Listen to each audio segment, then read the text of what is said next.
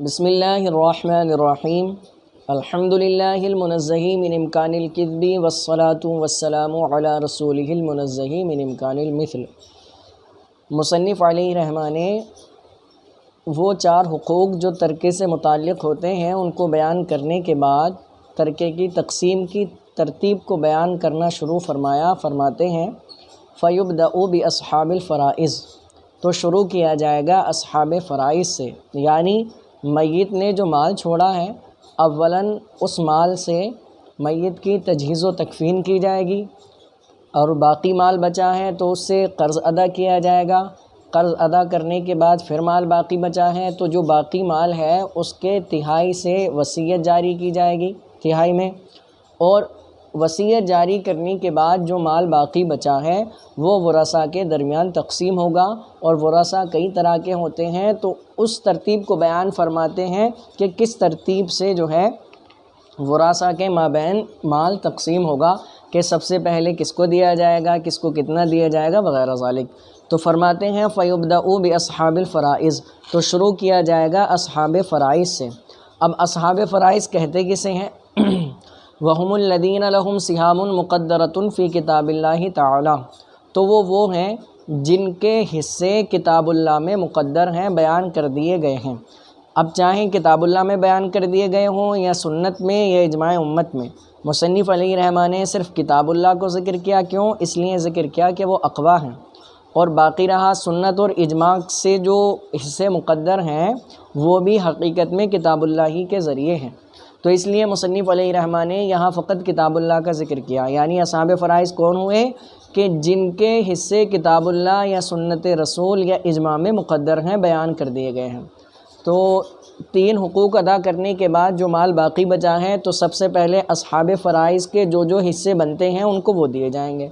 پھر اصحاب فرائض کو دینے کے بعد مال باقی بچا ہے تو فرماتے ہیں ثم بالعصبات من جہت النسب، تو فرماتے ہیں پھر اسبات کو دیا جائے گا، جو کون اسبات؟ جو نسب کی جہت سے ہوں، یعنی نسب کی جہت سے ہوں۔ اسبائے نسبی کسے کہتے ہیں؟ یعنی اسبائے نسبی وہ رشتہ دار جو خون گوشت پوشت میں مشترک ہیں، جیسے باپ بیٹا بھائی وغیرہ، یعنی اسبائے نسبی کون ہو گئے؟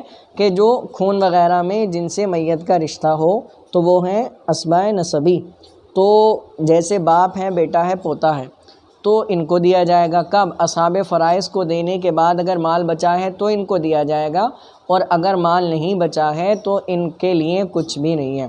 اب اسبا کی تعریف کر رہے ہیں کہ اسبا کسے کہتے ہیں؟ فرماتے ہیں وَالْعَصْبَةُ كُلُّ مَنْ يَأْخُذُ مَا أَبْقَتْهُ أَصْحَابُ الْفَرَائِضِ، فرماتے ہیں اسبا ہر وہ ہے جو اس تمام کو لے لے جس کو اصحاب فرائض نے چھوڑا ہو، یعنی اصحاب فرائض کو حصہ دینے کے بعد جو بھی مال باقی بچا ہے وہ جو تمام کو لے لے وہی اسبا ہوتا ہے۔ آگے فرماتے وَعِنْدَ الْإِنْفِرَادِ يُحْرِزُ جَمِيعَ الْمَالِ، فرماتے ہیں اور اکیلے ہونے کے وقت، یعنی جب وہ اکیلا ہو اس وقت میں کیا ہوگا؟ فرماتے ہیں تو وہ تمام مال کو لے لے گا۔ مثلا کیا ہے؟ اصحاب فرائض نہیں ہے، صرف اسبا ہیں، صرف اسبا موجود ہے، اصحاب فرائض نہیں ہے، صرف اسبا ہے تو وہ تمام کے تمام مال کو لے لے گا۔ اور اگر اصحاب فرائض بھی ہیں، اسبا بھی ہے، تو پہلے اصحاب فرائض کو دیا جائے گا، اصحاب فرائض کو دینے کے بعد جو مال باقی بچا ہے وہ تمام کا تمام کون لے گا؟ اسبا لے گا۔ تو اسبا دو طرح کا ہوگا، اسبا نسبی جو بیان کر دیا گیا، دوسرا اسبا سببی۔ اسبا سببی کون ہوتا ہے؟ اسبا سببی جو کسی سبب کی بنا پر وارث بنتے ہوں، ٹھیک ہے؟ پھر اس کی بھی دو قسمیں، اسبا سببی کی بھی کتنی قسمیں ہیں؟ دو قسمیں ہیں۔ پہلی مول العتاقہ ہے، اور مول العتاقہ کون ہوتا ہے؟ یعنی آزاد شدہ غلام کا آقا، اور دوسرا ہے مول الموالات۔ اب یہ دونوں کی تعریف آگے آ رہی ہے۔ فرماتے ہیں کہ اسبا نسبی پہلے اصحاب فرائض کو دیا، ان کو دینے کے بعد جو بچا وہ کس کو ملا؟ اسبا نسبی کو ملا۔ اسبا نسبی وہ تمام کو لے لے گا، لیکن اگر اسبا نسبی موجود نہیں ہے، اسبا نسبی کے ہوتے ہوئے اسبا سببی جو ہیں وہ وارث نہیں بنے گا، لیکن اگر اسبا نسبی نہیں ہے تو اسبا سببی جو ہے اس کا نمبر آئے گا، اس کے بعد اگر وہ موجود نہیں ہے تو نمبر آئے گا اسبا سببی کا۔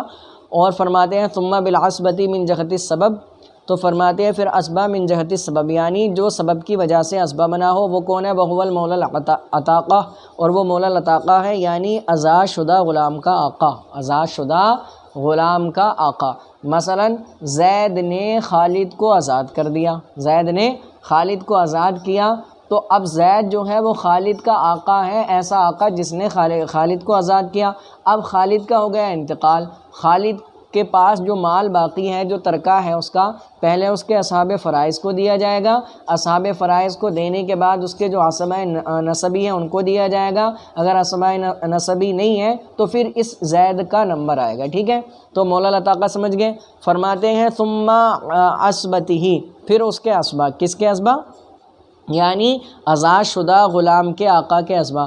مان لیجئے کہ زید نے خالد کو آزاد کیا، خالد کا انتقال ہو گیا اور اتفاق سے زید کا اس سے پہلے انتقال ہو گیا، اور خالد کے کوئی عصبہ نسبی نہیں ہے، تو عصبہ نسبی نہ ہونے کے بعد کس کا نمبر آتا ہے؟ عصبہ سببی کا آتا ہے، جو زید تھا اب زید موجود نہیں ہے، اس کا انتقال ہو گیا ہے، تو اب جو زید کے اسبا ہیں ان کو دیا جائے گا۔ اس میں ایک شرط یہ ہے کہ اگر عورت نے کسی غلام کو آزاد کر دیا تو اس غلام کی موت کے بعد یہ اس کی عصبہ نسبی اور سببی بنے گی، لیکن یہی بنے گی، اس کے بعد اس کے واسطہ سے کوئی اور نہیں بنے گا۔ لیکن اگر کسی مذکر نے، کسی مرد نے آزاد کیا ہے تو وہ عصبہ سببی بنے گا، اور اگر وہ موجود نہیں ہے، اس کا انتقال ہو گیا، تو اس کے واسطے سے اس کے جو ہے عصبہ کیا ہوں گے؟ عصبہ سببی بنیں گے، ٹھیک ہے؟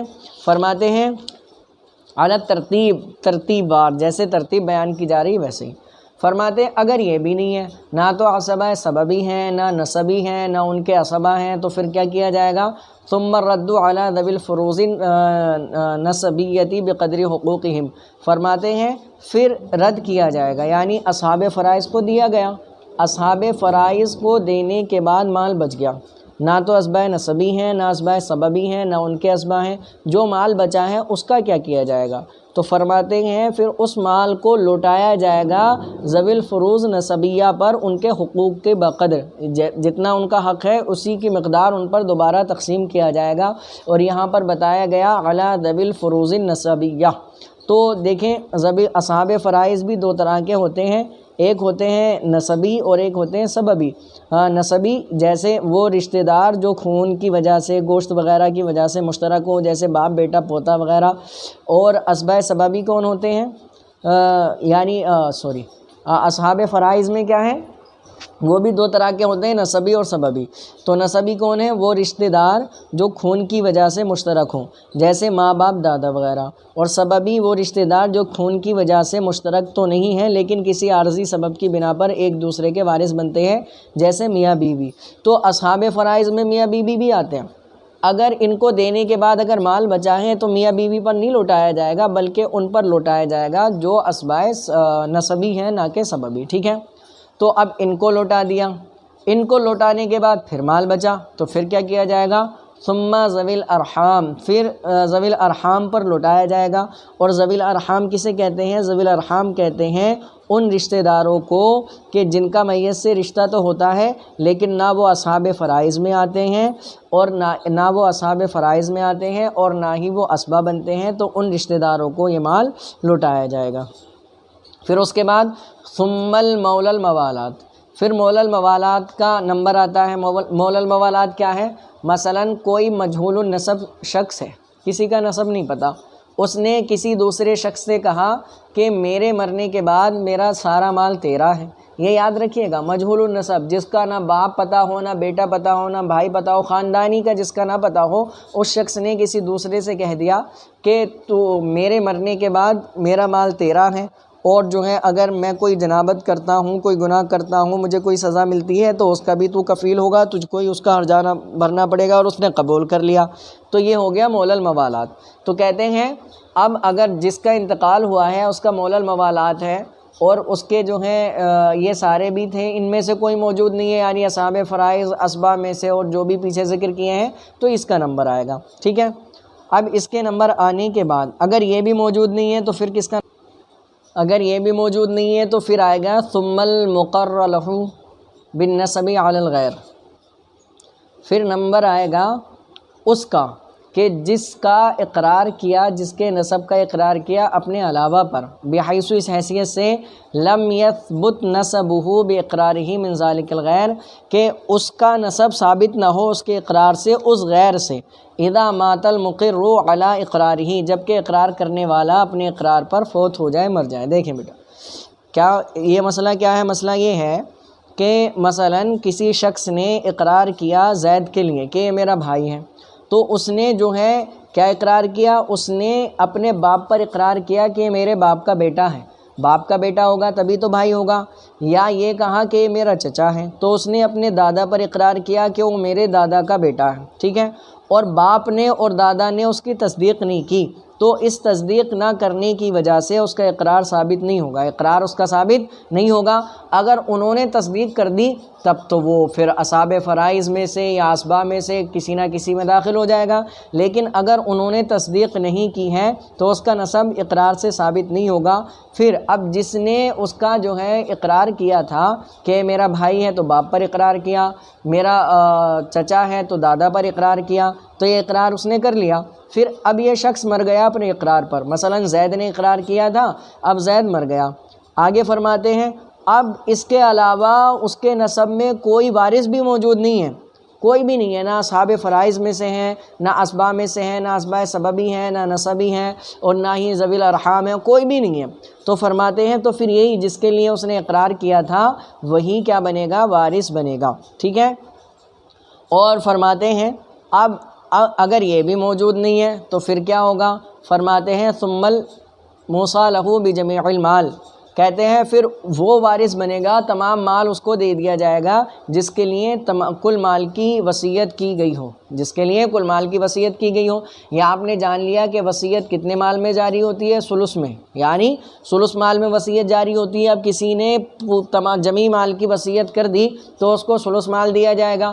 اب ثلث مال اس کو پہلے ہی دے دیا گیا ہے، لیکن اب اس کے کوئی بھی ایسا موجود نہیں ہے کہ جو وارث بنے تو باقی کا مال بھی اس کو دے دیا جائے گا، اور اگر یہ بھی موجود نہیں ہے ثم بیت المال، تو پھر کیا ہوگا، پھر بیت المال کے لیے وہ مال ہو جائے گا۔ اب ہمارے یہاں کیا ہے، ہند و پاک میں یہ بیت المال کا کوئی نصاب نہیں ہے، کوئی نظام نہیں ہے، تو اس لیے بہتر یہ ہے کہ صدقہ کر دیا جائے۔ اب یہاں پر تمام وارثین کا ذکر کر دیا گیا کہ کس کو ملے گا کس کو نہیں ملے گا، اور اب رہا اڈاپٹ کیا ہوا بچہ جس کو گود لے لیا جاتا ہے، تو گود لیے ہوئے بچے کے لیے وراثت میں سے کچھ بھی نہیں ہے۔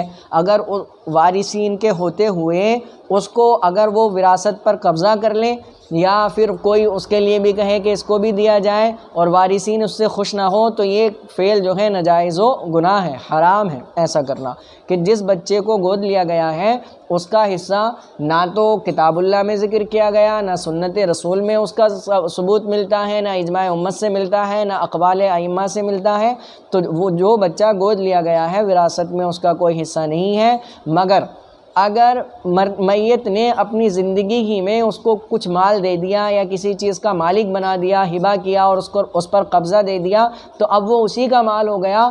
اب میت کے مرنے کے بعد وارثین کو یہ حق نہیں پہنچتا ہے کہ اس سے واپس لیں، کیونکہ جب تک میت زندہ تھی وہ اس کا مال تھا، مال اس کا مال ہے تو وہ جسے چاہے اس کو دے۔ اس نے اپنی زندگی میں گود لیے ہوئے بچے کو دے دیا تو اب وہ اسی کا ہو گیا، اگر مالک بنا دیا ہے، اب وارثین کو حق نہیں ہے۔